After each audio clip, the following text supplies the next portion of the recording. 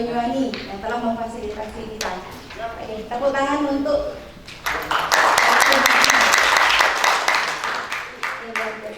Oke, sebelumnya saya memperkenalkan diri.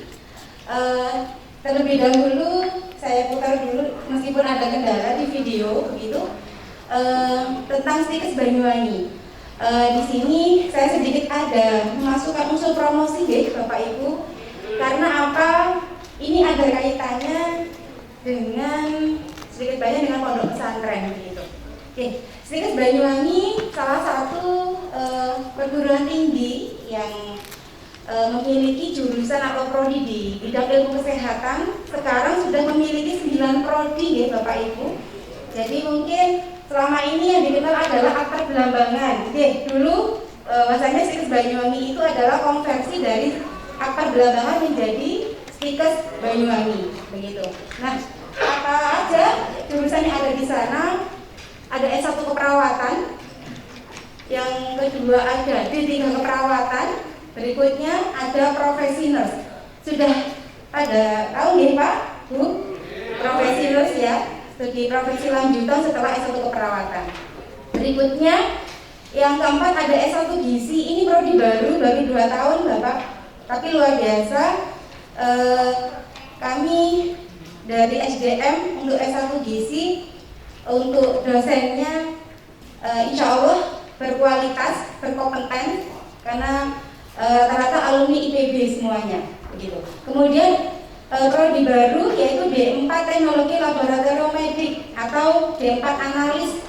Nah sekarang kalau kita swab pasti butuh analis untuk menganalisanya. Okay? Jadi ini sangat berpeluang dalam kurun waktu 3 sampai 10 tahun ke depan ya. Jadi analis ini peluangnya misalnya di lapangan pasti sangat dibutuhkan. Sekarang rumah sakit bahkan puskesmas akan selalu butuh D4. Bahkan klinik-klinik ya, lab-lab butuh dari alumni D4 begitu. D4 Teknologi Laboratorium Medik. Berikutnya ada D3 Farmasi. Ya. Di sana ada D3 Farmasi, asisten apoteker juga banyak dibutuhkan sekarang begitu. Nah, kira-kira apa kaitannya dengan pondok pesantren? Nah, ini Bapak Ibu sekalian, di pondoknya ada program tahfidz. Di Stikes Banyuwangi ini bagi siswa yang tahfidz ada beasiswa full Bapak, asalkan 30 juz. Nanti dites ya. Iya. Bukan juz 30 tapi sampai juz 30 gitu ya. Jadi 30 juz. Jadi gratis total kalau di Stikes Banyuwangi. Gitu. Oke. Oh, ada Pak, 30 juz Pak, oke? Jadi gitu. Jadi mungkin bisa disosialisasikan, barangkali mungkin dengan anak-anak atau saudara atau anak atau bahkan saudara sudah ada di Stikes bisa ditindaklanjuti nanti, begitu, oke? Jadi santri-santrinya mungkin yang punya potensi monggo didaftarkan. Ya, barangkali nanti bisa menjadi tenaga kesehatan yang menghafal Al-Quran. Oke? Itu saja dari Stikes Banyuwangi. Nggih. SPP-nya berapa? SPP-nya lebih lanjut Bapak, berbeda-beda setiap prodinya. Kami untuk SPP pastinya insya Allah terjangkau dibandingkan prodi ilmu kesehatan di wilayah Keresiden Jember. Insya Allah Stikes Banyuwangi lebih terjangkau. Begitu. Jadi memang di kisaran 4 sampai 5 Bapak. Per semester. Nggih. Gitu. Jadi ilmu kesehatan itu dimana-mana bisa dibandingkan, tapi insya Allah Stikes Banyuwangi masih terjangkau. Masih nyusuk ya Pak katanya. Lumayan murah.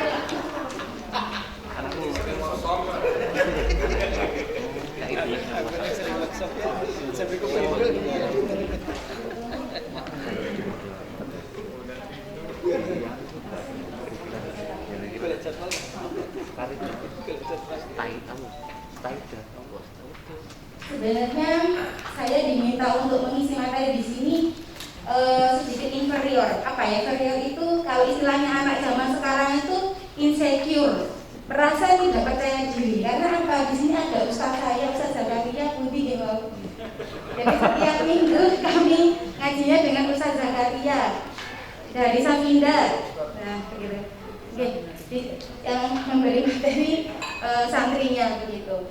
Tapi saya paparkan di awal, di sini saya tidak ada kaitannya dengan perspektif yang lebih mendalam kepada agama, Bapak Ibu. Jadi murni pure dari psikologi begitu. Perkenalkan, saya kenalan dulu. Nama saya Ibu Yuli Fitria, ya. Saya dosen psikis Banyuwangi sekaligus konselor. Latar belakang pendidikan saya psikologi begitu. S1 S2 di psikologi. Jadi linear Bapak di psikologi begitu. Nah, alamat saya di Simanjuruk. Oke. Ada yang mungkin satu kecamatan dengan saya. Lemah Kulon Bapak. Berikutnya, sebelum saya menjadi dosen, saya juga menjadi guru BK Bapak. Saya pernah ngajar, salah satu tadi ada siswa saya, ternyata Masya Allah sudah jadi ustadz, Masya Allah ya. Saya pernah jadi guru konselor di SMK Muhammadiyah Namrogo Jambi, di MAU Madrasah Aliyah Unggulan Iha Ulumuddin Padang Simanjuruk. Berikutnya ada di SMK Nurul Taqwa Songgon. Itu yayasannya Bapak Ali Mahrus, ya, dari PKB. Mahrus Ali. Mohon maaf. Berikutnya tahun 2016 saya bergabung di Psikes Banyuwangi. Gitu. Oke, bisa lanjut? Oh enggak, ini riwayat publikasi saya, penelitian. Jadi saya concernnya di psikologi pendidikan dan di psikologi kesehatan, begitu Bapak Ibu, ya. Jadi nanti murni isinya di sini tidak ada perspektif agama, jadi murni di bidang psikologi. Boleh minta nomor HP? Sudah terakhir, boleh Bapak nanti bisa. Sudah dibuat grup nih Pak, ada sih lalu. Sudah ada ngomong di grup? Belum. Bisa nantinya. Oke. Jadi concern saya cenderung di penelitian itu tentang kenakalan remaja, kemudian iya, lansia juga Pak, semua aspek mulai dari anak-anak, remaja, juga siswa, begitu. Oke, bisa langsung ke materi Pak Tohir.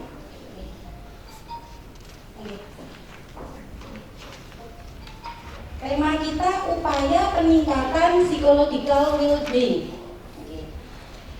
Sudah pada familiar mungkin dengan kata-kata well-being? Belum. Barang apa Ibu ya? Well-being ya. Istilah apa itu ya kira-kira ya? Sebenarnya kalau disederhanakan bahasa kita itu psychological well-being itu lebih mengarah kepada kesejahteraan secara psikologis, begitu. Masih belum bisa?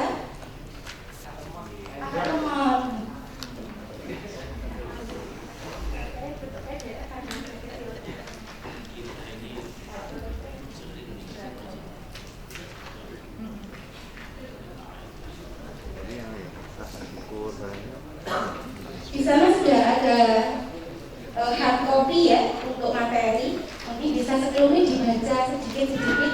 Mungkin terlalu banyak ya Bu. Oke.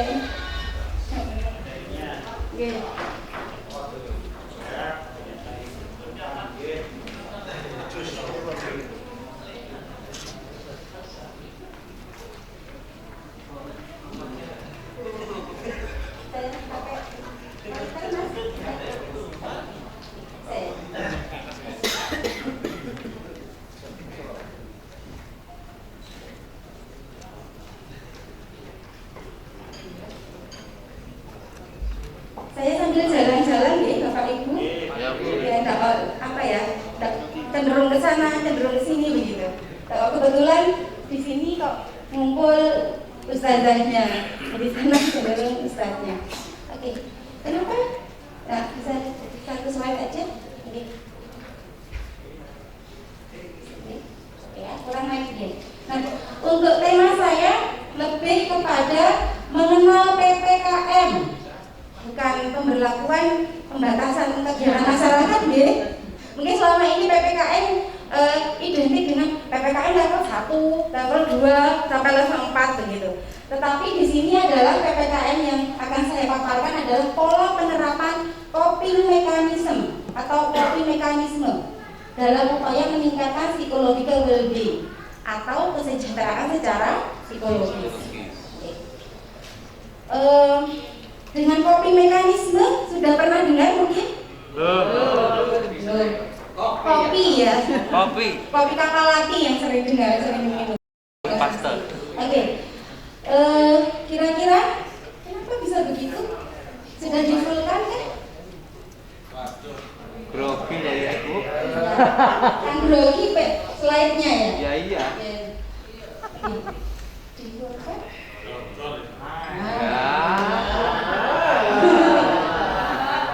Temesnya yang grogi sepertinya.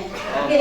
Apa itu well-being? Nah, itu tadi sudah saya kasih bocoran bahwasanya kesejahteraan secara psikologis. Apakah sejahtera itu kira-kira sama dengan kebahagiaan? Apakah well-being itu sama dengan happiness kira-kira? Beda. Berbeda. Bedanya di mana Pak kira-kira Pak? Dengan Bapak siapa? Anwar Z. Kira-kira apa Pak perbedaannya? Kalau happiness itu di muka saja.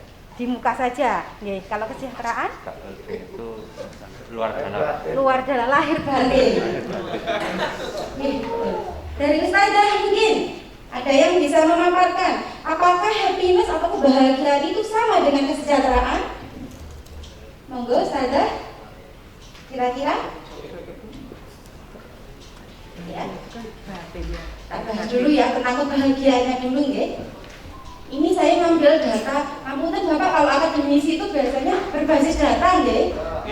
Jadi kalau mau memberikan materi apa harus berbasis data dulu kalau akademisi. Nah, ini berdasarkan survei dari World Happiness Index atau indeks kebahagiaan dunia. Ternyata di dunia itu negara yang paling bahagia itu ditempati oleh Finlandia. Yang pertama nih, Finlandia. Kelihatan deh, sadar deh. Finlandia. Kemudian yang terakhir dari 149 negara yang disurvei, ternyata yang paling tidak bahagia adalah Afghanistan. Seperti kita tahu bahwasanya Afghanistan negara penuh konflik, perang, gitu. Ada akhirnya kebutuhan akan rasa aman pun tidak punya. Gitu. Ya, ini survei di tahun 2021 ya. Iya. Indonesia kok gak ketok ya, gimana ya kira-kira ya? Betul tinggal ya Bapak Ibu ya, Indonesia. Belum diteliti. Kira-kira Indonesia ya. Belum diteliti. Ini baru ya September 2021. Iya Pak. Yang survei siapa? Kami itu Bapak The World Happiness Report 2021 lembaganya.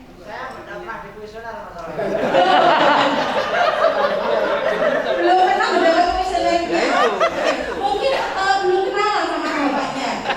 Ya, lembaga surveinya ya. Oke, luar biasa. Jadi Indonesia sudah kelihatan kira-kira ranking berapa ini Indonesia? Nomor 6, nomor 6 jadi nggak kelihatan. Nomor 100 sekian. Jangan khawatir Bapak. Nah, Indonesia di urutan ke berapa kira-kira? 82. Dengan indeksnya nilainya 5,345. Ya. Nah, sedangkan di negara ASEAN ada berapa nggih? Di sini ada Bapak Ibu guru SD mungkin yang ngambil 11. Ternyata urutan ke-6 nggih Bunda. Tingkat kebahagiaannya. Nomor pertama di ASEAN itu kena Singapura. Seri Bu. Seri ya? Timnasnya ya Pak yang kayaknya salah, bukan kita tuh bahagianya tuh timnasnya Pak yang main AFF-nya ya. Oke, berikutnya. Nah, ternyata yang diambil untuk mengetahui tingkat kebahagiaan di dunia itu di setiap negara itu adalah yang pertama adalah dukungan sosialnya, indikatornya. Berikutnya harapan hidup untuk sehat. Berikutnya kebebasan untuk membuat pilihan hidup, kemurahan hati, persepsi terhadap korupsi. Nah, ICW Indonesian Corruption Watch ini bahwasanya Indonesia ini masih tinggi tingkat korupsinya. Dan Bapak Ibu pengen tahu lembaga yang terkorup adalah lembaga apa kira-kira? Departemen Agama. Betul, tepat ya. Tepat. Departemen Agama yang terkorup. Nah ini kan sungguh-sungguh ironis ya. Di mana orang-orang yang di dalamnya identitas stigma religius, tapi kenapa menjadi lembaga terkorup? Tahu caranya minta ampun. Oh, tahu caranya minta ampun. Oh, tahu caranya minta apa? Minta ampun, tahu caranya tobat. Nah, itu ya Bu ya. Itu bisa dikaji nanti dari kesejahteraan. Kira-kira sejahtera enggak ya Bu ya? Gitu. Oke. Nah, berikutnya di masa pandemi. Nah, di masa pandemi ini juga dinilai tingkat kepercayaan pada pemerintah ketika penanganan pandeminya. Begitu. Ya, itu oke lah. Itu survei dari WHR tadi ya. World Happiness Report begitu. Tetapi ada kemarin bahwasanya mengukur tingkat kesalehan orang Indonesia. Ternyata tinggi Bapak Ibu, tingkat kesalehan orang Indonesia itu mencapai angka 8,9 tingkat kesalehannya. Ya, begitu ya. Gimana Bunda? Angka tingkat kekerasan kepada perempuannya juga tinggi tadi ya. Nah, itulah dilemanya Indonesia ya. Menonjol di berbagai banyak hal ya, tapi cenderung bertolak belakang. Berikutnya, apakah kira-kira kebahagiaan itu ketika punya kendaraan mewah? Ya. Bisa jadi ya. Pasti salah satunya pasti bahagia. Sejahtera Pak kalau punya mobil mewah Pak? Belum tentu. Punya rumah megah? Bahagia. Bahagia juga ya. Sejahtera ya, identik dengan sejahtera. Oke. Tapi secara psikologisnya apakah menjamin sejahtera bahagia? Tentu. Saya kira di sini Ustazah pasti sudah paham akan makna dari kebahagiaan yang hakiki itu seperti apa. Tapi ini dilihat dari konteks perspektif psikologi ini Bapak. Oke. Nah, apalagi ini cuan istilahnya sekarang itu cuan ya Pak, istilah duit itu bahasanya cuan. Kalau punya cuan banyak terutama ya, identik ya dengan kebahagiaan. Oke. Tapi apakah semua itu jaminan untuk mendapatkan kebahagiaan? Tentu ya Pak. Belum tentu. Nah, faktanya, nah ini pernah kenal atau familiar dengan Kurt Cobain? Kurt Cobain ini siapa Pak? Kayaknya bapak-bapak yang paruh baya kayaknya kenal. Vokalisnya Nirvana, ya. Dia terkenal kaya, punya istri cantik, punya anak cantik, ternyata bunuh diri. Ya. Yang lebih miris lagi ini. Selingkuh istrinya. Oh begitu. Bahkan tahu Bapak ya kasusnya. Nah, Timon Han ini bahwasanya CEO-nya Hyundai. Kurang apa? Secara materi, ya. Pengurus prestis bagus, ya. Tapi beliau juga bunuh diri dengan cara terjun dari lantai 12 di kantornya yang membesarkan namanya. Apakah ini kan sesuatu yang apa ya, dilematis ya, yang bertolak belakang, begitu. Bahkan bunuh diri ini selama kurun pandemi luar biasa kenaikannya. Bunuh diri ini adalah indikator ketidakbahagiaan dan ketidaksejahteraan secara psikologis ya, Bapak Ibu. Bahwasanya selama kurun pandemi ini luar biasa kenaikan prevalensi depresi sampai mengarah kepada bunuh diri. Kita lihat data dunia dulu. Di dunia itu terdapat satu kematian setiap 40 detik untuk bunuh diri. Ya? Iya. Kenaikan selama kurun pandemi hampir 80%. Kemudian bunuh diri adalah peringkat kedua yang menempati kematian pada kelompok usia yang produktif, begitu.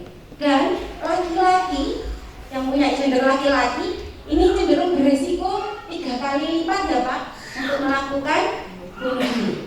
Akibat kekerasan Ya. rumah tangga. Ya. Akibat kekerasan rumah tangga. Padahal korbannya soalnya banyak perempuan Pak.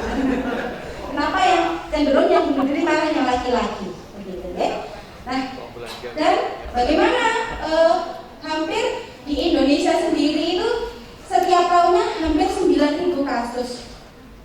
Indonesia ya Bu, itu Indonesia. Kalau kita merujuk lagi ke Kabupaten Banyuwangi, saya juga concern di bunuh diri, di penelitian bunuh diri. Di Banyuwangi dalam 1 tahun ini sudah ada 52 kasus bunuh diri. Yang terakhir dekat sekali dengan tempat kita di GGM, Giri Mulia, anggota Polresta Banyuwangi, masih muda, usia 24 tahun. Ya. Kalau kita melihat prestis polisi ya Bu, masih muda, sudah jadi polisi, secara karir yang bagus begitu.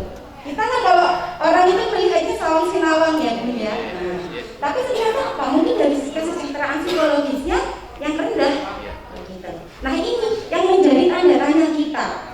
Barangkali kita Bapak Ibu Ustadzah punya anak didik banyak, santri-santri, ini yang perlu harus kita benar-benar pahami ya, bahwasanya kesehatan psikologis, kesehatan mental itu jauh lebih harus dipentingkan. Bukan berarti kita mengesampingkan kesehatan secara fisik ya Bapak Ibu ya. Karena apa? Saya juga concern di cyberbullying Bapak Ibu, di bullying, kasus bullying atau kasus perundungan ya. Sudah pada paham ya, sudah familiar sekali dengan bullying. Nah, saya juga concern di sana ya. Nah, cara yang digunakan untuk bunuh diri ini cenderung menggunakan gantung diri. Ya, cara-caranya. Iya Pak. Sepertinya harus tali Pak. Kalau nggak tali, nggak berhasil Pak bunuh dirinya. Oke. Kabel Pak. Oke. Itu diantaranya selama kurun pandemi. Artinya apa? Selama pandemi ini sangat menurunkan derajat kesehatan mental masyarakat dunia. Semuanya saya kira terdampak. Bapak Ibu saja pasti terdampak. Santrinya nggak boleh masuk pondok ya Pak. Berapa bulan, berapa tahun, hampir 1,5 tahun. Tapi alhamdulillah sudah mulai kembali ke pondok ya. Ini semuanya berdampak, kena dampaknya. Dan ini secara dunia sangat berdampak negatif sekali dengan kesehatan mental, penurunan kesehatan mental. Nah, ini hal yang unik lagi, prevalensi bunuh diri itu ternyata lebih cenderung pada high income, orang dengan kelas menengah ke atas. Nah, betul Bapak.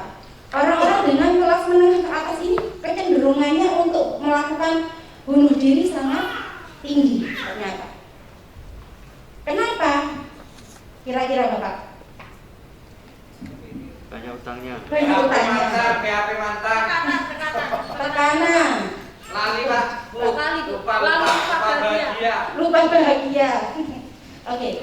Orang dengan high income atau orang yang biasa hidup mewah terdampak stresor secara di kurun pandemi itu pasti mekanisme copingnya tidak terampil seperti orang yang sudah terbiasa menderita ya Pak. Nah itu yang menjadi salah satu faktornya. Ini ya, mengapa bisa terjadi? Ya, ini coping mekanismenya. Nah ini yang kita bahas lebih detail. Apa sih coping mekanisme? Jadi coping mekanisme itu adalah cara yang dilakukan individu dalam menyelesaikan masalah, menyesuaikan diri dengan perubahan, serta respon terhadap situasi yang mengancam. Ya, jadi pola bagaimana kita menangani atau menerima sebuah tekanan, stresor, ya, itu bagaimana? Nah, kita pakai tipikal yang mana? Sebenarnya mekanisme coping ini sudah sering kita lakukan, ya, apalagi ya yang sudah dewasa madya itu pasti sudah makan asam garam, ya. Buat orang mungkin buat orang muda itu masalah besar, buat bapak ibu yang sudah paruh baya, sudah mengalami bisa begitu, ya. Sebenarnya coping mekanisme itu sudah sering kita hadapi, sudah pernah lihat. Tapi kita tahu enggak bagaimana mengelolanya stresor itu agar tidak menjadi patologis atau menjadi hal yang menyakitkan, hal yang menjadi penyakit untuk diri kita. Gitu. Oke? Nah, kira-kira jenis strategi coping mana yang sering kita pakai? Kita kira kalau dapat masalah, Bapak Ibu lebih cenderung dihadapi atau dihindari? Kalah. Tergantung. Nanti bunuh diri Pak, kalau tergantung Pak. Iya. Oh gitu. Kadang ada yang harus dihadapi, harus ada yang dihindari. Nah, kita harus tahu ya mana yang sehat untuk diri kita. Ya, jenis coping yang mana? Yang dihindari atau yang dihadapi? Yang fight atau yang flight? Flight itu yang dihindari, avoidant atau nggak dihadapi, ditinggalkan, begitu. Ya. Nah, bagaimana pola penerapannya? Ya, mekanisme ini adalah sebenarnya adaptasi individu, ya, meliputi aspek psikologisnya, kognitif dan persepsi. Jadi kalau kita ada masalah itu, kalau untuk mencari jalan keluar itu selalu dipikir dulu ya Bu, atau bertindak dulu. Pikir dulu ya. Selalu melibatkan ranah kognitif dulu. Yang ada di dalam otak nih. Nah, ini cara ini. Aku dapat masalah ini. Selalu di ranah kognitif dulu, di dalam otak, ranah psikologisnya, di persepsinya. Nah, bagaimana kita melihat sebuah stresor? Kalau stresornya kita anggap, oh ini kayaknya ini membunuh saya, mematikan saya, membuat saya kan semakin tertekan. Kita nggak akan pernah bisa fight, nggak akan pernah bisa menghadapi, pasti akan menghindari. Begitu. Ya. Jadi, tapi orang ketika stres, ketika menghadapi stresor, kewaspadaannya akan semakin naik, Pak. Kalau kita semakin cemas, pasti kan semakin waspada kita. Nah, jangan-jangan. Nah, curiga, paranoid, ya, cenderung. Nah, itu kalau semakin berkelanjutan dalam kurun waktu yang lama, ini akan menjadi gangguan, Pak. Gangguannya lumayan. Itu tadi akan menjadi tidak mampu menangani atau tidak mampu melakukan coping stres yang baik, begitu. Ya, merupakan coping yang dilakukan secara sadar, terarah dalam mengatasi rasa sakit atau menghadapi stresor. Jadi pola penerapannya seperti itu, harus dengan secara sadar. Kemudian bagaimana saya harus menghadapi stresor agar tidak beresiko lebih banyak, meminimalisir resikonya. Itu mekanisme coping, Bapak. Ya. Nah, strategi coping yang bagaimana yang seharusnya yang baik untuk diri kita, yang pastinya yang tidak maladaptif. Maladaptif ini cenderung berfokus pada emosi. Emosi itu perlu Bapak Ibu ketahui tidak hanya marah ya Bapak Ibu. Jadi emosi itu senang, menangis, tertawa, sedih, malu, itu emosi. Emosi itu ada dua hal, emosi positif dan emosi negatif. Kalau yang positif, kira-kira yang bagaimana? Senyum, tertawa, yang membuat kita enjoy, nyaman, gitu. Ya. Jadi berfokus pada emosi. Jadi fokus pada upaya mendapatkan rasa nyaman secara emosional semata. Dapat masalah, sudah tak tinggal. Biasanya kalau cenderung gender laki-laki itu menggunakan mekanisme coping yang flight atau yang avoidant. Kalau anak cowok biasanya kalau dapat masalah, udah tak tinggal minum-minuman aja, tak tinggal nongkrong, nanti kan dihindari Pak. Karena apa? Laki-laki itu identik dengan makhluk logika. Disadari apa buatan Bapak di sini? Buatan.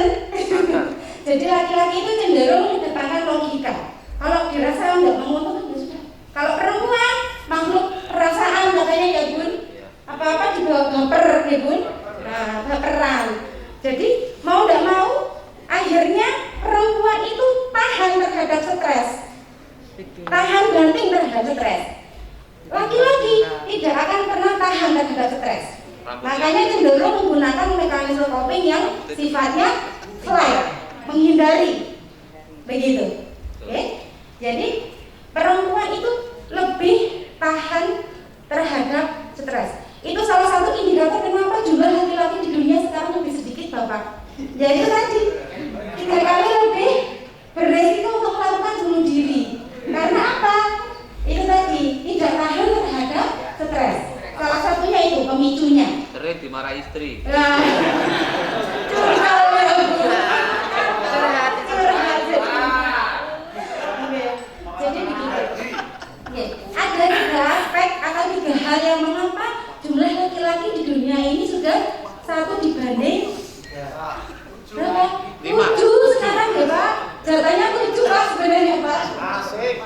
Jadi 1 banding 7. Kenapa? Yang pertama, laki-laki itu cenderung banyak meninggal di jalanan. Karena apa? Profesi yang berhubungan dengan jalanan ini banyak dengan gender laki-laki, sopir ya Pak.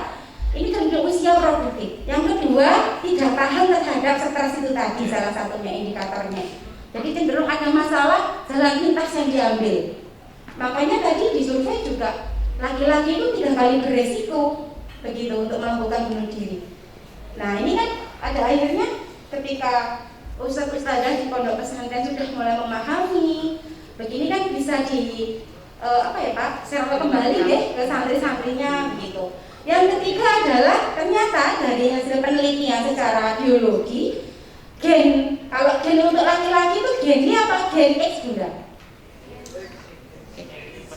Gen apa Bunda? Kalau gennya laki-laki gen X apa gen Y? Y ya. Gen Y itu banyak ketika pembuahan. Jadi banyak bayi-bayi yang banyak bayi yang dilahirkan dengan bergender atau berjenis kelamin perempuan. Itu kalau menurut riset ya Bun begitu. Oke, kita lanjutkan strategi coping yang bersifat maladaptif. Ya. Berikutnya, nah seperti apa coping mekanisme yang bersifat maladaptif? Menjauhkan diri dari sumber stresnya atau menarik diri dari situasi yang berpotensi menimbulkan stres. Wah, aku lihat rono pasti aku dapat masalah, aku nggak ke sana. Padahal itu penting untuk apa? Iya, untuk apa yang harus dihadapi. Berikutnya, metode ini tidak akan pernah menjadi jangka panjang, pasti hanya sesaat. Kalau ada masalah dihindari, selesai nggak Bu masalahnya? Nah, ya. Hanya mendapatkan kebahagiaan, tidak mendapatkan kesejahteraan.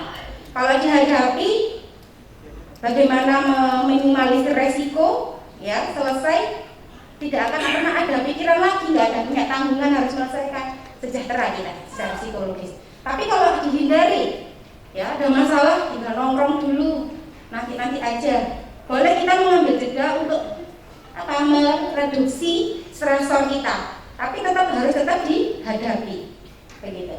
Nah, contohnya apa? Penyangkalan atau proyeksi. Penyangkalan itu misalnya ada masalah, ya. Biasanya kalau kita dapat stresor, kita habis kok aku sakit perutku ya, sudah 1 bulan kok seperti ini. Diperiksakan ke dokter, Bapak ternyata di dalam perutnya ada indikasi misalkan usus buntu. Itu dokternya salah diagnosa. Nah itu penyangkalan. Nah itu biasanya sifatnya strategi coping untuk menenangkan diri toh, tapi kan hanya sementara.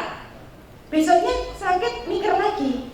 Nah bagaimana mekanisme coping yang adaptif? Ya harusnya bagaimana?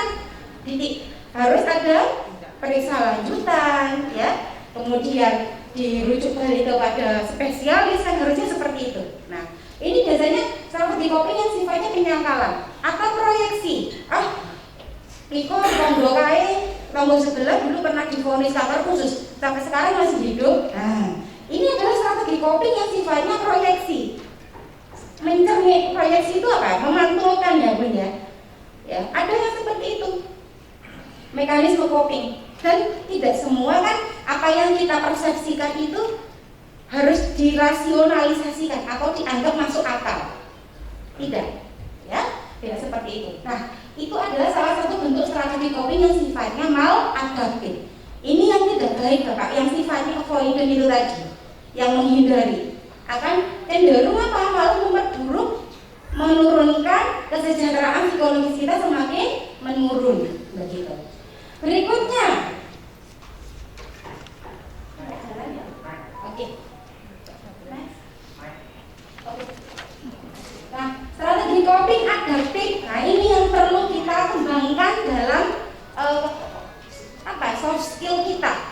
keterampilan diri kita. Problem solving, focus coping, artinya fokus pada apa? Penyelesaian masalah yang dialami, ya. Aktif mencari apa? Jalan keluar, solusi, begitu. Berikutnya, mengubah cara pandang terhadap sumber stresnya. Bukan berarti mengesampingkan, memperkecil efek stresornya, tidak. Tapi bagaimana melihat sumber stres itu sebuah hal yang positif. Ya, oh ya, aku kalau nggak dapat masalah ini mungkin aku nggak. Apa istilahnya kalau di perspektif agama itu mengambil hikmahnya, begitu. Berikutnya, ini metodenya akan jangka panjang. Ketika kita menerapkan yang sifatnya adaptif, ya, ini akan berefek lebih lama ke diri kita secara kesejahteraan psikologisnya. Kita bahkan tenang, begitu. Berikutnya, contohnya dengan cara apa? Menerima nasihat, negosiasi, konfrontasi, ya. Meskipun kadang kita, saya ini ustadz sering dimintain nasihat, sering dimintain solusi sama santri saya. Maksud saya kalau ada masalah harus curcol ke santri saya. Egoisme yang seperti ini yang menjadikan mekanisme coping kita tidak berkembang, begitu. Oke? Jadi ada istilahnya, karena mekanisme coping itu adalah bisa dikatakan mekanisme pertahanan diri kita. Ketika kita sudah meninggikan ego kita, itu bisa jadi semakin menurunkan tingkat kesejahteraan psikologis kita, Bapak Ibu. Begitu. Oke? Nah, itu diantaranya. Dengan cara apa? Memahami faktor yang dapat menurunkan kesehatan mental kita, ya. Jadi harus memahami faktor yang memicu munculnya stresor yang membunuh kita atau stresor yang semakin memperburuk kualitas hidup kita. Yang pertama adanya kesehatan fisik. Sangat penting, sebelum sehat secara psikologis harus sehat fisik dulu, ya Bapak Ibu.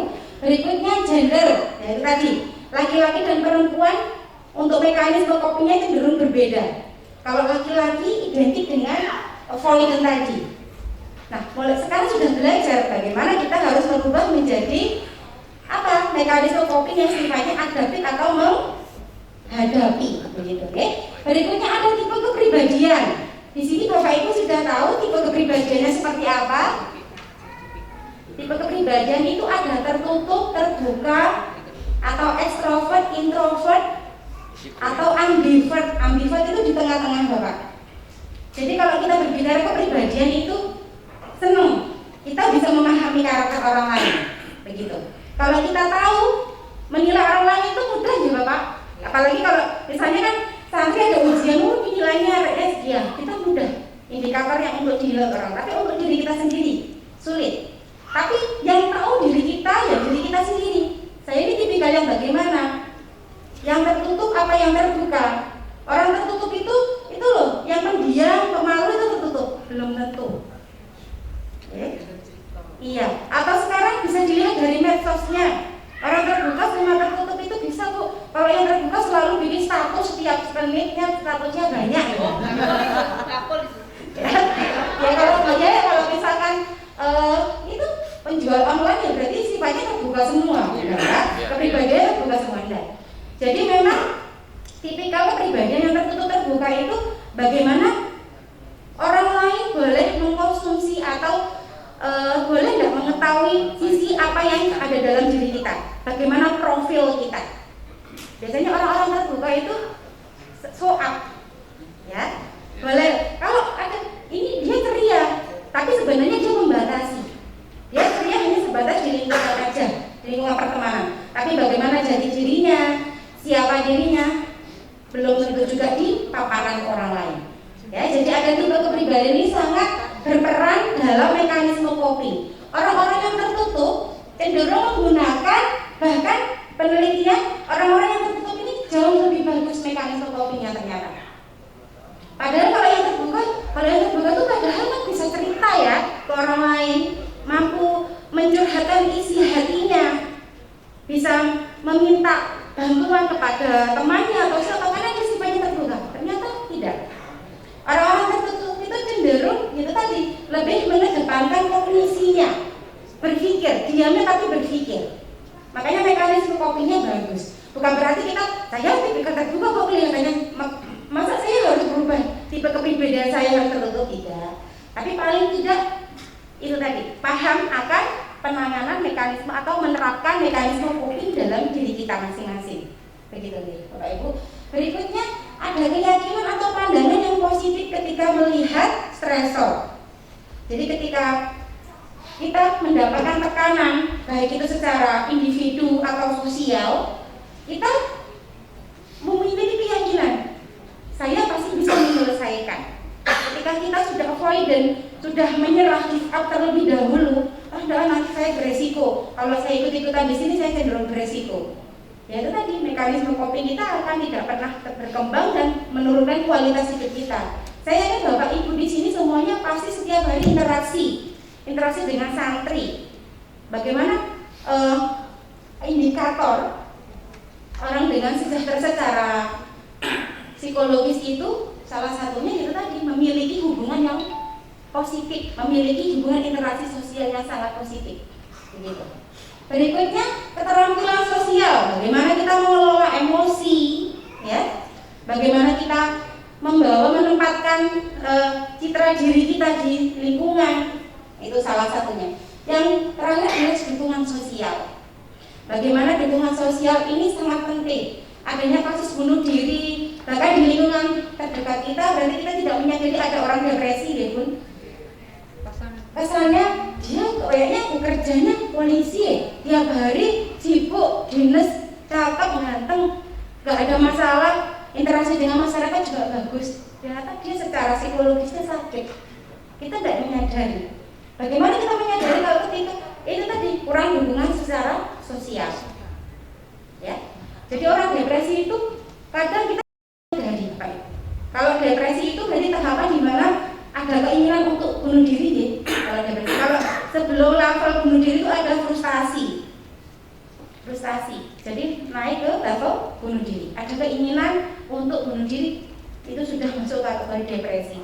Biasanya sudah orang-orang yang tertutup biasanya sudah mau mendekati hal-hal yang cenderung untuk memudahkan dia untuk melakukan bunuh diri. Sudah menyiapkan tali, ya, sudah melihat apa yang bisa memudahkan saya untuk mati, misalnya begitu. Tidak benda-benda yang sepele biasanya yang digunakan. Ini perlu.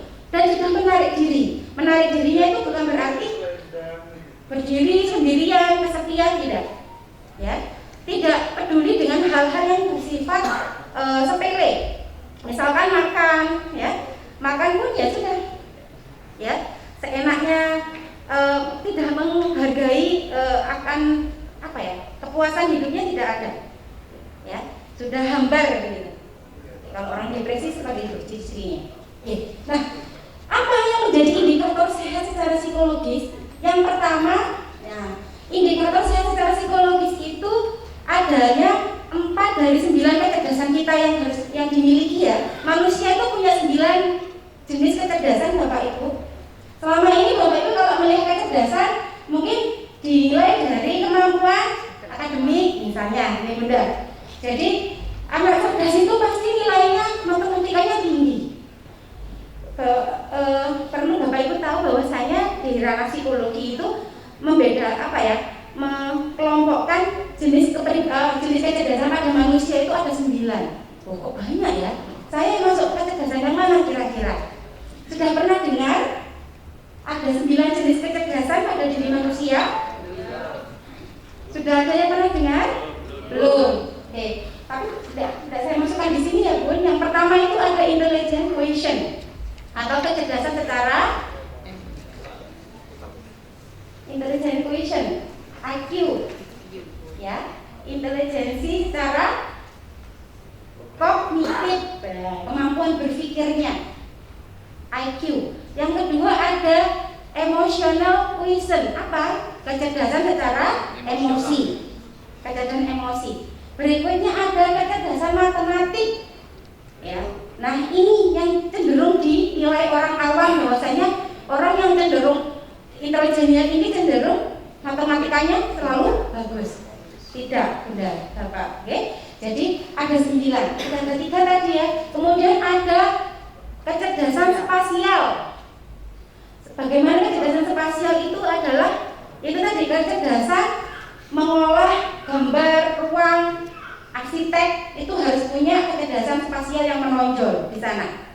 Teknik sipil, orang-orang teknik sipil, orang-orang arsitek harus memiliki kecerdasan yang menonjol di bidang spasial. Berikutnya ada kecerdasan interpersonal.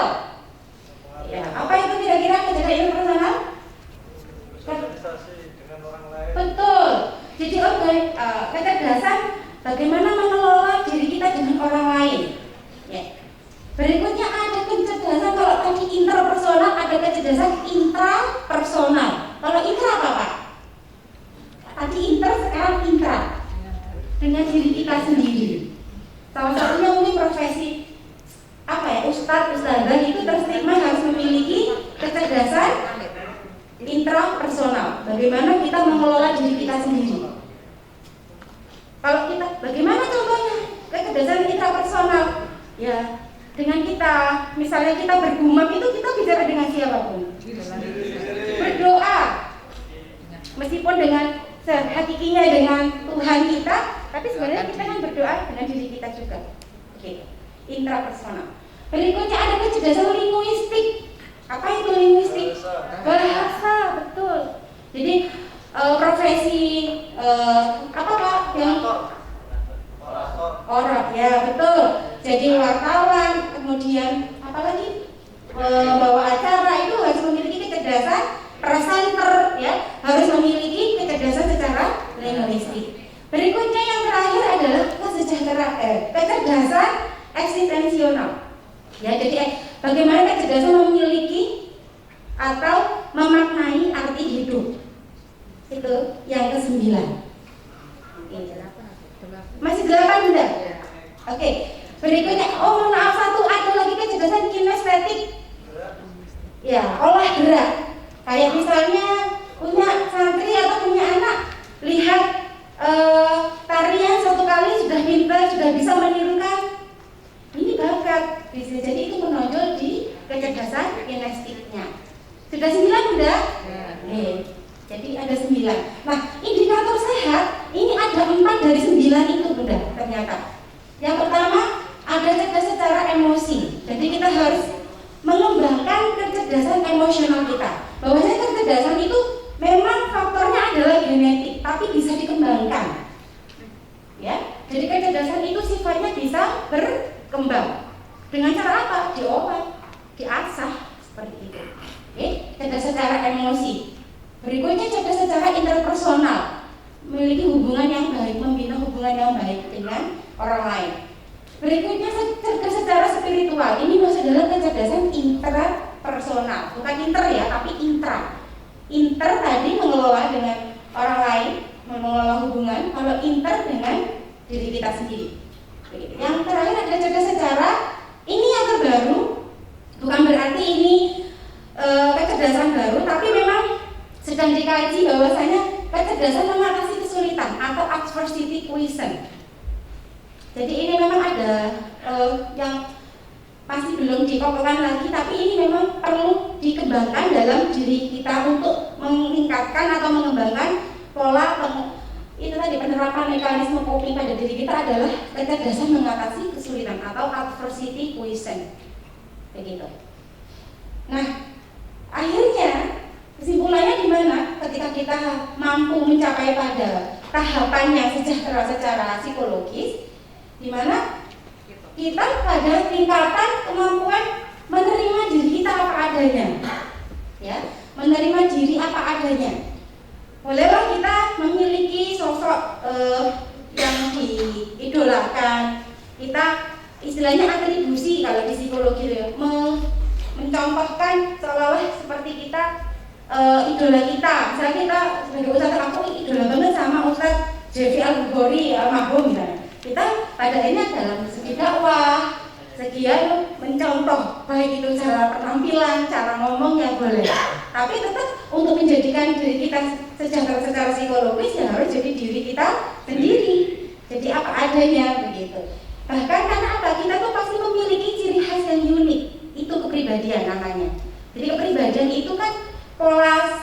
selain keseluruhan tingkah laku kita, tata cara berpikir kita yang unik dari diri kita.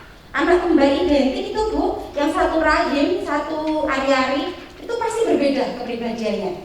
Pada manusia itu dua hal, sidik jari sama kepribadian yang tidak bisa di cloning itu, nggak bisa disamakan itu, ya itu anugerah. Berikutnya, selain menjadi diri sendiri, ya membentuk hubungan yang hangat, itu tadi kecerdasan interpersonalnya. Berikutnya, mandiri, punya otonomi, punya pilihan. Mana yang sekiranya ini yang sesuai dengan passion saya ya ini, ya tidak mudah diprovokasi, mudah ikut-ikutan. Biasanya mohon maaf kalau di dunia pesantren itu kan tawaduknya luar biasa, apa ya, nurutnya dengan kiai atau apa, bahwa ya memang harus seperti, tapi kita tetap tidak harus lari dari kepribadian kita, begitu. Tidak lari, tidak jauh dari otonomi kita, begitu. Okay? Berikutnya, mandiri juga terhadap tekanan sosial. Jadi bagaimana kita mengelola stresor itu tadi. Berikutnya, mampu mengontrol lingkungan eksternal. Jadi kita tidak harus jadi manusia yang pasrah, apa kata pemimpin, apa kata biasanya yang menjadi jargon kalau orang yang dengar perspektif religius itu selain atiullah, atiur rasul, begitu juga ulul amri. Boleh seperti itu, harus bahkan. Tapi paling tidak tetap harus mampu, diri kita mampu mengontrol, begitu, okay? Berikutnya, memiliki arti hidup. Nah, mau dibawa kemana? Saya kira satu salah di sini luar biasa sudah memahami ini, begitu. Dan yang terakhir, mampu merealisasikan potensi diri. Makanya kita harus mengenali siapa diri kita, apa minat kita, apa bakat kita, apa yang menjadi kelebihan kita dan kekurangan kita. Itu yang akan semakin meningkatkan psychological well-being atau kesejahteraan secara psikologis, dan akan mempengaruhi pastinya secara lebih tinggi lagi kualitas hidup kita. Saya kira itu Bapak Ibu. Terima kasih. Mungkin ada sesi tanya jawab.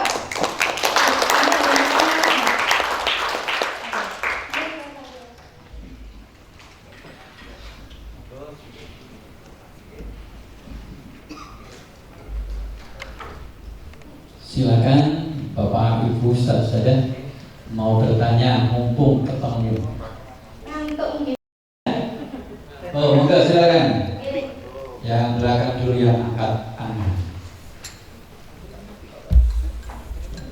Baik, terima kasih. Assalamualaikum warahmatullahi wabarakatuh. Langsung aja biar nanti waktu jawabnya banyak. Iya, saya kira ini menarik karena materinya bisa untuk diri sendiri dan mungkin untuk orang lain. Ada beberapa hal yang perlu saya tanyakan, di mana sepemahaman saya ini adalah strategi untuk mengelola stres untuk itu. Nah, sedangkan stres itu bisa dipengaruhi oleh beberapa hal, termasuk diantaranya adalah aspek sosial, psikologi yang bersangkutan, dan juga aspek spiritual, sejauh mana spiritual yang bersangkutan. Nah, kemudian di dalam hal mengelola stres itu kan butuh sugesti juga, sugesti yang positif. Apakah itu sugesti yang lahir dari dirinya sendiri, dari seorang konselor atau psikiatri atau teman Nah, pertanyaan saya adalah, karena stres itu tidak hanya lahir atau muncul dari sebuah persoalan, tapi persoalan itu bisa diciptakan oleh orang lain. Misalnya adalah bagaimana kemudian orang yang contoh misalnya di brainwash, jadi suatu paradigma pemikiran yang sudah mengideologi. Kalau stres pasti stres dia, kan begitu. Nah, ini bagaimana kalau bagi korban yang brainwash? Kemudian yang kedua, bagaimana untuk hal ini bisa diterapkan bagi mereka yang punya ketergantungan obat? Seperti itu. Terima kasih. Kalau boleh tahu, bisa disebutkan nama Ustaz? Hilon. Ustaz Khairan dari Banyuwangi aja. Iya, pondok pesantren. Saya dari pemerhati saja. Pemerhati. Berikutnya Ustaz yang di depan. Nanti perkenalan diri dulu. Terima kasih. Perkenalkan nama saya Meli Antinasi dalam perwakilan dari KKNU. Ibu, ini saya mau bertanya sedikit tentang bagaimana psikoedukasi yang bisa diterapkan di sekolah ya. Begitu, soalnya hari ini kita benar-benar darurat yang namanya psikologi begitu ya. Apa terutama stres pada anak ini karena kaitannya dengan PPKM-nya.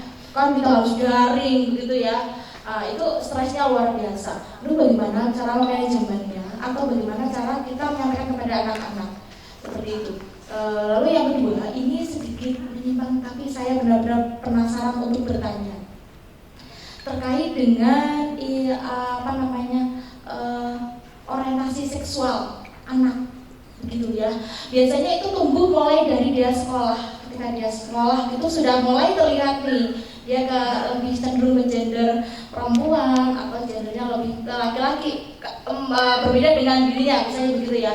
Nah, mereka akan mencari kopi atau mereka akan mencari contoh prototipe dari apa yang mereka lihat. Oh, di situ lo boleh, ini lo ada hak asasi manusia, kita boleh lo seperti itu. Karena menurut hak asasi manusia dunia itu diperbolehkan orientasi seksual itu tidak masuk dalam kategori penyakit. Tetapi permasalahannya kalau itu misalnya di pondok pesantren atau di sekolah itu akan melari begitu, menular ke teman-teman circle sekelilingnya. Nah, ini bagaimana cara mengantisipasinya? Saya rasa itu sangat penting sekali bagi saya untuk dijelaskan. Terima kasih. Assalamualaikum warahmatullahi wabarakatuh. Saya jawab dulu ya Bapak yang keduanya. Tadi bahwasanya bagaimana ketika sudah ada brainwash atau cuci otak ya Pak, yang sudah mengideologi mendarah daging, fanatik, tengik sudah ya Bapak. Itu yang bagaimana itu tadi mengelola akhirnya ketika stres pada si yang bersangkutan ya, yang merasa itu tadi. Oke. Saya kira kalau ini apapun bentuknya, orang itu kadang tidak menyadari kalau dirinya stres Bapak. Betul ya. Jadi artinya mekanisme coping ini dilakukan secara sadar. Ketika mau mengembangkan bagaimana coping pada mereka yang sudah merasa di brainwash, dia tidak akan menyadari untuk bagaimana mengembangkan coping. Begitu. Ya, berarti kan ada tiga. Mungkin kalau secara individu dia tidak mampu karena sudah menurut yang dipikir itu benar kan begitu. Iya. Maka butuh profesional. Iya. Untuk supaya kan. Nah, caranya bagaimana? Karena ini kan bukan ada kaitannya dengan orang yang depresi atau iya. Karena itu dibuat gitu. Dia merasa sehat, tidak ada masalah. Nah, itu ketika kita kesulitan akan masuk mengembangkan mekanisme coping pada mereka karena mereka tidak merasa stres. Ya. Bagaimana cara dengan menyadarkan ini anak bahwasanya dia ada hal yang keliru.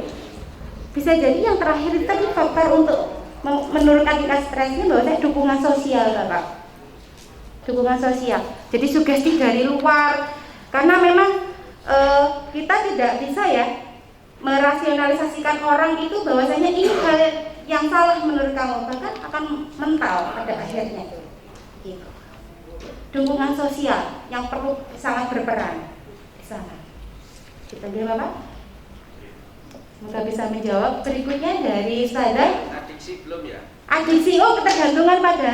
Saya kira kalau kami di akademisi ya Bapak, selama ini untuk mengatasi yang sudah sifatnya adiksi, pastinya ada terapi. Terapinya ada dua hal, farmakologi dan juga terapi perilaku. Nah, ini bagaimana yang lebih berperan kira-kira? Kalau dilihat dari diagnosanya sudah luar biasa, kita pakai farmakologi. Tapi kalau masih bisa diterapi, kita terapi. Terapinya ya memang ada profesional yang memang lebih concern begitu.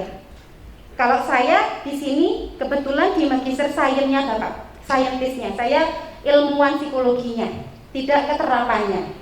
Tapi kalau di psikologi terapan pasti ada kompetensi di sana, begitu. Ada lagi sudah ya terjawab ya Bapak. Berikutnya untuk Bunda ya, bagaimana memberikan psikoedukasi kepada siswa. Psikoedukasi itu sering saya gunakan, metode yang sering saya gunakan ketika pengabdian kepada masyarakat. Nah, kebetulan yang terakhir saya bulan September kemarin di Pondok Pesantren Habibullah. Begitu. Jadi psikoedukasi itu yang pertama itu sebenarnya tahapannya memberikan pengetahuan dulu Bunda.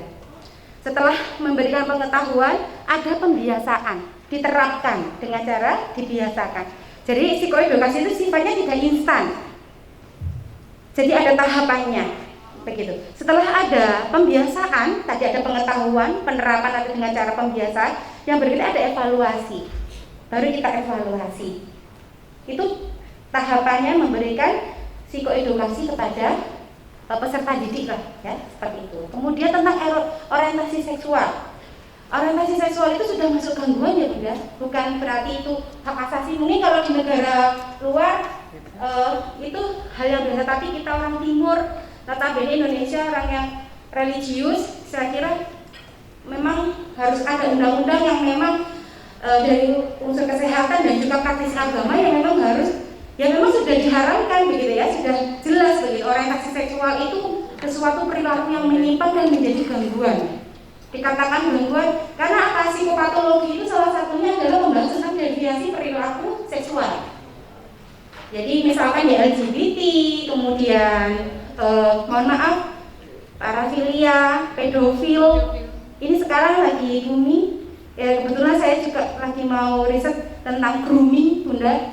Grooming itu pelecehan seksual pada anak, tapi tidak disadari. Biasanya, mohon maaf, di pesantren juga banyak ada kasus. Bahkan di tahun 2020 itu Komnas Perempuan mencatat selama 2021 ada 8 kasus terjadi pelecehan seksual oleh ustadznya di pondok pesantren, di lingkungan pondok pesantren. Ada 8 kasus. Yang terakhir mungkin kemarin di Jawa Barat ya. Nah, ini sangat isu ya. Boarding school itu ya. Bukan, oh yang bukan pesantren ya, tapi boarding school. Nggih. Sekolah berasrama gitu ya kata boarding school itu. Jadi ini sesuatu hal yang memang lagi isu yang benar sangat hangat digoreng begitu, dan ini harus pada akhirnya Kemendikbud juga bergerak, ini sudah menggodok begitu undang-undangnya dan juga harus sampai kepada DPR harusnya begitu. Nah, itu tadi kembali lagi ke orientasi seksual, bagaimana kita menerapkan bahwasanya orientasi seksual itu memahamkan sejak dini kepada anak-anak bahwasanya itu sesuatu yang menyimpang. Ya memang kalau dari sisi akademisi seperti saya, bagaimana memberikan pengetahuan dasar tentang kalau saya menurut psikologi memang dari agamanya, ya, dari sisi religiusnya, dari sisi agama kita terapkan bahwasanya memang perilaku orientasi seksual yang dimana mencintai sesuai dengan sesama jenis kita itu sesuatu yang salah dan hukumnya diazab besok begitu. Pasti ada ya kalau anak-anak itu kalau karena apa? Di paradigma pendidikan itu ada reward dan punishment Bunda. Itu yang harus kita tetap dasar kita untuk memberikan apa?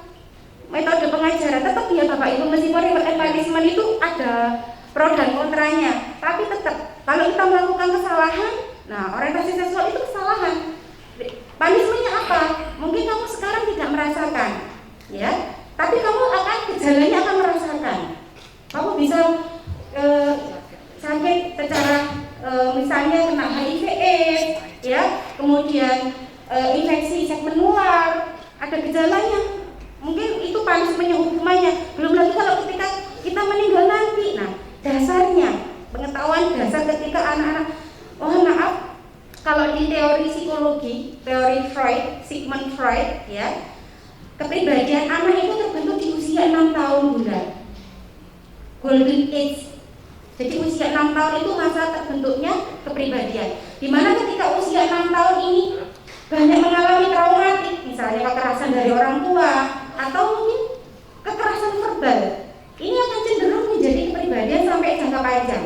Makanya hati-hati kalau kita punya anak kecil usia 6 tahun kalau ngomong disaring, jangan misah-misah seenaknya gitu ya. Berikutnya dilihat juga ya dari toilet trainingnya. Karena apa? Anak yang gagal di toilet training di usia 6 tahun ini berpengaruh juga ke kepribadiannya. Anak yang suka ngempet pupnya, tahu-tahu ngompol, tahu-tahu di pojokan pup. Nah, ini kecenderungan dewasa juga akan jadi pribadi yang patologis, yang apa ya? Cenderung ada patologis itu penyakit seperti psikopat atau mudah menyakiti orang lain, atau kalau biasanya tuh larinya ke sifat, ke karakter. Biasanya pelit, Bunda. Pelit. Ya, kalau terlalu training itu pelit, menjadi pribadi yang kikir. Dan itu sudah dibuktikan dengan penelitian. Itu ya, Bunda. Kalau sudah terlanjur ada itu, Kalau sudah terlanjur itu pasti arahnya lebih ke terapi. Ya. Kalaupun misalnya dipondokkan, ternyata di pondok menjadi racun ya, menjadi toksik, dia menjadi pionernya. Nah, ya. Saya juga pernah mengalami juga, tahu, bukan berarti saya pelaku, artinya tahu begitu kasus-kasus seperti itu ketika di pondok. malah merusak teman-teman pesantren. Iya, luar biasa. Jadi memang dampaknya ini luar biasa. Nah, saya kira ya itu tadi adanya terapi. Mungkin kalau di pondok biasanya selama ini anak-anak seperti itu meskipun dikotakkan pun juga akan tetap sama seperti itu. Nah, akhirnya bagaimana metode kita ya, metode kita sebagai pendidik, yaitu tadi psikoedukasi, memberikan pengetahuan ya. Artinya kalau sudah ada pengetahuan, pembiasaan, kita itu kan memberikan pendidikan itu kan juga dalam konteks yang penyadaran juga. Psikoedukasi itu di dalamnya ada penyadaran, dengan cara pembiasaan juga itu adanya penyadaran, begitu Bunda. Jadi melibatkan aspek-aspek yang non kognitif, jadi diterapkan harus bagaimana, harus berinteraksi dengan lawan jenis juga. Karena memang di pondok meskipun ada sekat seperti itu, tapi tetap mau tidak mau itu salah satu bentuk terapinya harus memang berinteraksi seperti itu Bunda. Jadi kemudian banyak siswa yang tadi yang akibat stres. Saya 2018 dengan tim saya Bu Siska itu sempat penelitian Bunda dengan Bapeda kerjasama dengan tentang deteksi stres akademik. Jadi stres akademik itu memang ketika anak stres secara akademik, kecenderungan kemunculan perilaku bermasalahnya itu signifikan. Semakin anak itu stres secara akademik, itu signifikan membentuk perilaku bermasalah. Jadi bagaimana siswa itu ternyata ketika sekolah itu harus enjoy, harus nyaman. Ternyata itu dulu, secara aspek psikologis dulu yang harus dikedepankan. Begitu Bunda. Oke. Ada lagi? Sama oke? Oke. Monggo Ustaz. Mic-nya. Monggo Pak Eko dari mana kan? Tegal Sari. Assalamualaikum warahmatullahi wabarakatuh. Waalaikumsalam. Pangapunten sudah bertanya. Cuma yang pertama adalah apresiasi yang tinggi terhadap panjenengan bisa memberikan ilmu yang bermanfaat kepada kami semuanya. Yang kedua, terhadap psikologikal well-being Ustadz di pesantren. Ini kami berharap panjenengan bisa masuk ke pesantren. Tadi ada di daftar riwayat tadi, jenengan pernah masuk di Padang. Itu kan hanya satu. Sebenarnya kalaupun banyak psikolog yang ada di Banyuwangi bisa masuk ke semua pesantren. Karena pesantren itu kompleks sekali. Permasalahannya ada sanitasi, ada keamanan, ada luar biasa sekali. Komplit. Ya, termasuk kesehatan. Tapi menurut saya terkait dengan kesehatan, karena gudeg di pesantren itu sopan. Iya. Nah, ini mungkin bisa bisa dikantor dengan psikolog yang bagus. Itu satu. Kemudian banyak, jadi hal-hal yang mungkin bisa, karena pesantren itu bikin adab, apapun bisa diselesaikan sama di pesantren. Kalau bisa bekerja sama dengan psikolog-psikolog baik, tentu pesantrennya akan menjadi rujukan semua masyarakat. Nah, itu. Nah, seperti itu. Nah, contoh saja sudah. Ketika saya berkunjung ke panti di Tegalpari itu tempatnya orang depresi. Itu tanpa medis sama sekali, ngapunten ini semuanya muslim. Di sana itu Nasrani malah Bu. Jadi saya ke sana itu masuk itu salaman dengan 80 orang karena pengurusnya mewajibkan ketika ada tamu wajib bersalaman semua, wajib riang gembira. Loh, hanya dengan riang gembira orang bisa sembuh dari depresi. Nah, gitu. Ini kan total apa sementara ya Pak kira-kira? dalam Tunggunya total apa sementara? ya, mudah-mudahan Allah itu hidayahnya luar biasa. Ini namanya mekanisme coping ya, pengenalan Nah. atau rasionalisasi. Oh oke, saya tidak mengandalkan itu. Maksudnya begini, dari hal malam ini kalau diaplikasikan dengan formula yang baik lebih baik ke lapangan kan luar biasa. Begitu loh maksud saya. Nah, seperti itu. Pertanyaannya apa Pak? Saya tidak bertanya. Saya tidak bertanya. Saya berharap kepada ibu dan juga rekan-rekannya bisa mendatangi pesantren misalnya dari kabupaten. Terima kasih. Assalamualaikum warahmatullahi wabarakatuh. Terima kasih. Keluarga kami pengabdian kepada masyarakat Bapak, karena kami tenaga pengajar, seorang pendidik di perguruan tinggi itu tidak hanya mengajar kewajibannya, tapi juga harus penelitian dan juga pengabdian kepada masyarakat. Ini ketika di pondok boleh memberikan kesempatan bagi kami akan rawuh insya Allah dengan senang membawakan tim-tim yang lain yang ada di sini Banyuwangi khususnya begitu. Mau pakar apa Bapak, pakar gizi ada, pakar perawatan jiwa juga ada, perawatan kebutuhan juga ada, banyak Bapak begitu. Oke, kami akan membuka. Oke, terima kasih masukannya. Monggo. Yang lain sangat wahyu ya Pak jawab.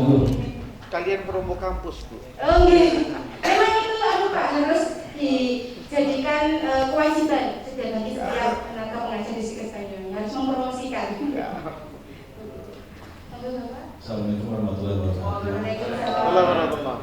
Sebenarnya yang mau saya tanyakan tadi sudah sempat disinggung itu tadi yang pas akhir tadi mengenai jadi tapi saya ulangi lagi mungkin ini kalau untuk santri kami Bu, ada santri yang sifatnya itu dia terjebak dengan masa lalunya, dengan trauma masa lalunya, di mana kayaknya orang tuanya itu kan terlalu keras seperti mana itu, sehingga dia itu kayaknya nggak bisa kalau kita eksplor misal pengen ada kegiatan baru atau untuk mengeksplor yang sifatnya itu hal baru yang buat kami itu positif, bisa membuat dia senang, misal kayak penyanyi atau apalah itu kan kami santri. Tapi dia kayaknya kayak orang pede. Saya itu kalau pas dulu masih kecil kayaknya dia kayak dimarahi kalau mau gini dimarahi, jadi kayak mau hidupnya itu. Jadi solusinya bagaimana itu? Ada sih, Assalamualaikum warahmatullahi wabarakatuh. Perubahan pola asuh orang tua nih, ketika kita menghina anak itu, kenapa anak menjadi inferior, rendah diri? Bukan rendah hati ya Pak, tapi rendah diri. Karena kurang akan pujian biasanya. Ya. Kalau anak itu rendah diri itu karena kurang pujian. Kenapa anak kita cenderung menghardik teman? Karena cenderung mendapatkan hardikan juga. Karena anak itu kan sifatnya proyeksi tadi ya, apa yang dia dapat itu yang dia munculkan begitu. Jadi memang kasus bagaimana anak dengan latar belakang keluarga tidak harmonis nih Bapak, keluarga tidak harmonis itu bukan berarti orang tuanya harus cerai, tidak. Ketika tidak pengasuhan langsung misalnya Bapak, misalnya orang tuanya harus ke luar negeri salah satu tidak harmonis, sudah bisa dikatakan sudah tidak harmonis. Karena apa? Tidak ada pengasuhan langsung, tidak ada kontak langsung, tidak ada attachment atau kelekatan secara emosional secara langsung kepada anak. Itu bisa dikatakan keluarga tidak harmonis. Nah, ini akan cenderung membawa luka batin. Luka batin ini ketika sifatnya traumatik yang sampai menjadi hal yang itu tadi, menjadi hal yang selalu menghantui di kehidupannya sampai dewasa akan tetap terbawa. Nah, bagaimana kita merangkul siswa atau merangkul santri kita ketika ada kasus semacam ini?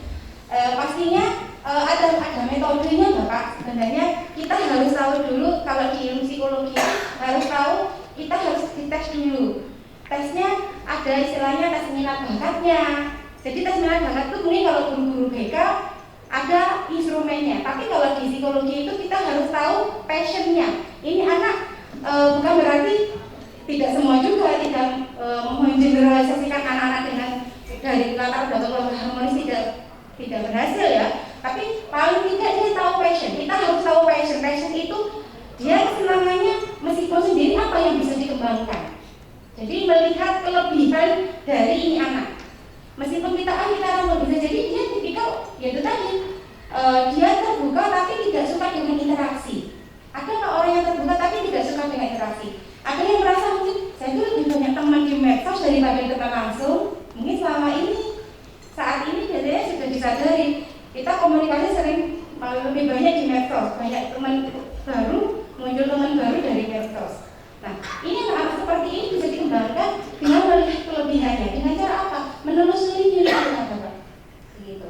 Ya, karena memang peran yaitu tadi guru BK yang tahu akan kondisi psikologis siswa itu sangat-sangat penting. Selama ini mungkin ketika saya pengalaman di guru BK begitu, selama ini jam tatap muka dengan siswa sedikit. Tapi setiap ada rujukan anak langsung bermasalah. Seolah-olah kita harus menjadi itu tadi ya orang yang profesional yang harus bagaimana mampu menjembatani, memfasilitasi anak ini menyelesaikan masalah. Nah, tidak ada asesmen kelekatan secara emosional setiap hari interaksi itu tidak mungkin Pak kalau kita akan mengetahui bagaimana karakter anak dan kelebihan anak. Intinya fokus pada kelebihan begitu. Oke, begitu Bapak. Oke. Ada lagi Bapak. Oke. Assalamualaikum warahmatullahi wabarakatuh. Ada santri cerita dua, santri pendiam, tapi satu pendiam nurut tapi wangel. Jadi itu sampai 21 tahun tidak apa. Pertama, kedua bandel, ngambek, tapi diajari pinter. Nah, pertanyaannya cara mengatasi itu gimana? Terima kasih. Bapak dari mana Bapak? Bapak dari mana? Dari Banyuwangi aja. Iya, dari Pondok Pesantren. Dari pemerhati. PPI, oke. BS. Ini pesan yang luar biasa. Cara mengatasi nih Pak, ada anak pendiam, pemalu, tapi ternyata secara berarti Pak kita sudah bisa terlihat Pak rendah dari sisi kemampuan kognitifnya, intelijensi quotient-nya mungkin rendah. Bisa jadi gini ya Pak, intelijensi quotient itu atau IQ itu kan ada skornya ya. Nah, bisa jadi dia masuk dalam kategori anak-anak di bawah normal atau di bawah rata-rata secara intelijensinya. Nah, makanya dia cenderung pasif, diam, tapi itu tadi tidak normal. Sudah pernah dites Pak? Normal itu skornya berapa kira-kira gitu? Rata-rata bawah, karena rata-rata bawah, rata-rata atas, rata-rata beda deh Pak interpretasinya kalau di psikologi itu. Nah, sedangkan anak yang budi ternyata dia cepat bisa. Indikator anak cerdas itu selalu tidak bisa diam ya Pak, itu indikatornya. Betul. Anak cerdas itu nggak pernah bisa diam. Dia akan kepo, apa ya kepo? Pengen tahu terus, ya. Dia akan cenderung aktif, kepo. Makanya hiperaktif anak-anak yang cerdas itu. Itu yang harus kita pahami Bapak. Oke, aktif. Jadi bagaimana cara mensiasatinya? Bagaimana cara mensiasatinya? Itu tadi kita harus fokus pada kelebihannya. Belum tentu anak yang itu tadi Pak, yang 1 tahun di Indonesia nggak hafal, dia selalu terstigma bodoh, terstigma nggak mampu. Bisa jadi dia menanya di dalam akademiknya nggak Pak? Mungkin disuruh hafal dia pinter. Nah, sudah dicoba seperti itu Pak. Ya, bisa jadi di hadrahnya dia pinter, di apanya lagi ya kalau di pondok, kalau di TPI itu disuruh ya yang lainnya yang dari itu tadi kecerdasan kinestetiknya disuruh apa kecerdasan yang lainnya yang lebih menonjol begitu. Jadi kita harus paham yang saya sebutkan tadi ada 9 Pak jenis kecerdasan pada manusia ini. Bisa jadi dia tidak menonjol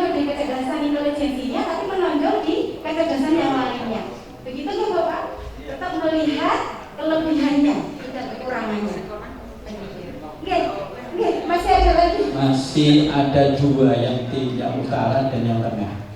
Ke tengah dulu. Ya, Assalamualaikum warahmatullahi wabarakatuh. Kami dari Ngaji Wondiso. Dari mana Pak? Desa mana?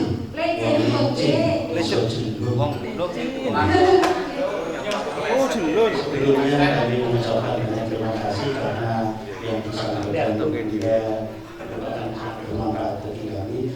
Tapi kami sebelumnya menceritakan Wondiso dulu ya. Di zaman 80-an ya, itu ada yang namanya penjalin. Kalau belum tinggal ngaji, besok ngaji bisa sudah. Kalau sekarang asasi manusia. Kalau orang-orang dulu itu guru-guru ngaji dulu, ketika menyeblak santrinya, itu besoknya masa ngaji. Santri penjalinya. Wassalamualaikum itu. Tapi sekarang itu yang pertama. Pertanyaan saya Bunda terkait dengan usia anak pengaruh anak ini di usia antara 12 tahun sampai 13 sampai 15. Itu banyak sekali peralihan yang maunya anak itu pendiam, ketika sudah umur itu kok banyak banyak tingkah lakunya. Itu pertanyaan saya itu bagaimana cara mengatasi anak-anak yang umur 12, 13 sampai 15. Terima kasih. Assalamualaikum warahmatullahi wabarakatuh. Ini salam. Selamat siang Pak. Kembali lagi di acara para perawan dan para perjaka. Halo. Perawan dan perjaka. Assalamualaikum warahmatullahi wabarakatuh. Waalaikumsalam warahmatullahi wabarakatuh. Sebelumnya terima kasih telah diberikan kesempatan untuk bertanya Ibu. Mohon izin tanya. Dari mana? Saya Ida Masyito, perwakilan dari GBK Singojuru. Mohon izin tanya, bagaimana cara menghadapi peserta didik, terutama peserta didik yang saat ini usianya menginjak remaja seperti itu Ibu, dan kurangnya dukungan dari orang tua. Sebenarnya bukan kurang dukungan dari orang tua, namun dukungan yang diberikan orang tua itu kurang tepat menurut saya. Dan boleh mungkin saya menceritakan short story-nya. Jadi saat di tempat ngaji, dia itu kalau datang itu selalu buat onar sama temannya gitu. Dan kebetulan saya juga guru SD-nya dia. Di sekolah dasar pun dia juga sama melakukan hal yang sama. Setelah ditelusuri, kenapa ya dia kok bisa gini? Ternyata orang tuanya itu baru saja, sorry to say Bu, broken home atau bercerai, divorce. Nah, jadi katanya tetangganya itu setiap mau berangkat sekolah ataupun berangkat ngaji itu selalu bertengkar sama orang tuanya gitu. Dan itu menurut saya mungkin emosi orang tuanya terluapkan ke anak, kemudian dari anak terluapkan ke temannya gitu. Nah, itu bagaimana mekanisme coping yang tepat untuk mengatasi hal tersebut, mengingat bahwasanya pendidik tidak selalu 24 jam bisa memantau anak tersebut, dan jika kita terfokus pada anak tersebut, maka peserta didik lainnya juga akan keteteran lah bahasanya. Terima kasih, sekian dari saya. Ini mekanisme coping pada ustazahnya ya. Saya jawab dulu yang dari licin ya Ustaz. Ya Ustaz. Intinya sama, bagaimana menghadapi peserta didik di usia menginjak remaja. Sebenarnya kalau di Undang-Undang Kesehatan itu Bunda, Bapak, anak-anak itu usia 0 sampai 18 tahun masing-masing kategori anak-anak. Akan tetapi di psikologi perkembangan sekarang itu usia 9 itu kebanyakan sudah akan balik ke perempuan ya Bunda. Karena hormon anak-anak sekarang itu dari faktor makanan, sosis, bukan yang tumbuh makanan yang tinggi protein itu cenderung semakin mematangkan, mempercepat hormon. Jadi pada akhirnya anak usia 9 tahun sekarang sudah banyak yang sudah haid begitu. Nah, kita harus menyadari bahwasanya apalagi memang istilahnya kalau masa remaja itu masa badai. Masa badai itu fluktuatif Bapak emosinya. Jadi antara senang sedih itu tidak terjeda. Sekarang senang, ntar lagi sedih. Begitu. Nah, bagaimana menangani peserta didik yang notabene remaja? Kenapa dia cenderung bikin onar? Karena dia butuh perhatian, Ustaz. Ya, dia butuh perhatian karena di rumah sudah tidak dapat perhatian. Makanya dia di sekolah sering bikin onar, dia pengen dilihat orang, entah itu hal yang baik atau yang buruk. Pokoknya orang lain memperhatikan saya, mengenal saya, karena saya abai di rumah, diabaikan, tidak dipedulikan. Ya, jadi itu memang tipikal remaja yang memang yang tumbuh dengan lingkungan yang tidak sehat, cenderung mencari perhatian. Makanya dia cenderung cari masalah.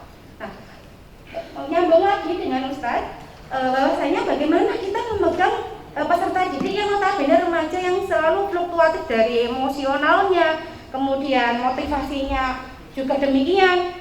Sekarang mau ngaji, besok enggak, gitu ya. Bahkan menghilang, mempengaruhi teman-temannya. Ya memang kita kalau memegang remaja itu kayak memegang pasir.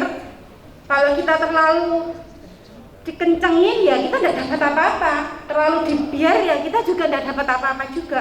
Bagaimana ada waktunya kita memberikan punishment, memberikan reward, sesekali memang harus dipuji, begitu. Memberikan apa sih yang kita harus pendekatan, mendekati apa yang menjadi motifnya dia berperilaku seperti itu, begitu. Jadi remaja ini memang unik karena apa? Fase di mana itu tadi peralihan dari anak-anak ke fase remaja ini istilahnya ada mencari jati diri, identitas diri. Nah, identitas yang seperti apa yang dia anut? Ya, lingkungannya, circumstance-nya.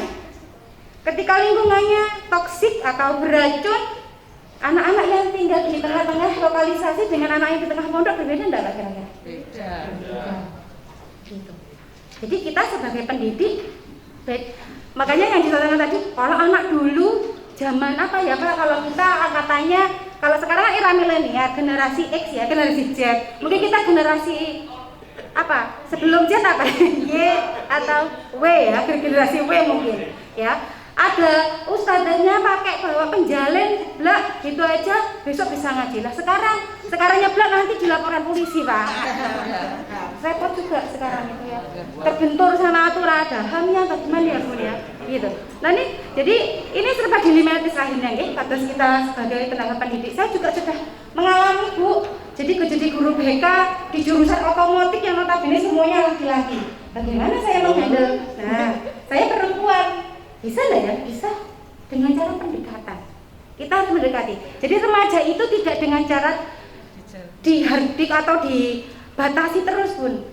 Sesekali memang harus dipuji, dikasih kesempatan.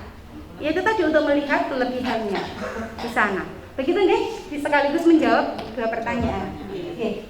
Ada lagi Bunda? Cukup Bunda, waktunya tinggal. Bisa jawab ya. Oke, teman-teman. Waktu sudah hampir selesai karena ada season terakhir dari Bunda Fitri. Questioner ini. Oke, jadi mohon maaf Bapak Ibu, ini sifatnya wajib karena memang di pelatihan kita ini harus ada outputnya, ada bentuk luarannya. Jadi memang harus ada, nanti tetap harus ada apa ya, bentuk luaran itu. Memang saya juga di sini sekaligus melakukan penelitian. Jadi saya menyebar kuesioner yang memang harus wajib dijawab. Tidak harus dikerjakan saat ini juga, tapi ada batasan waktu sampai nanti jam 23.59. Ya, jam 12. Jadi memang harus dikerjakan.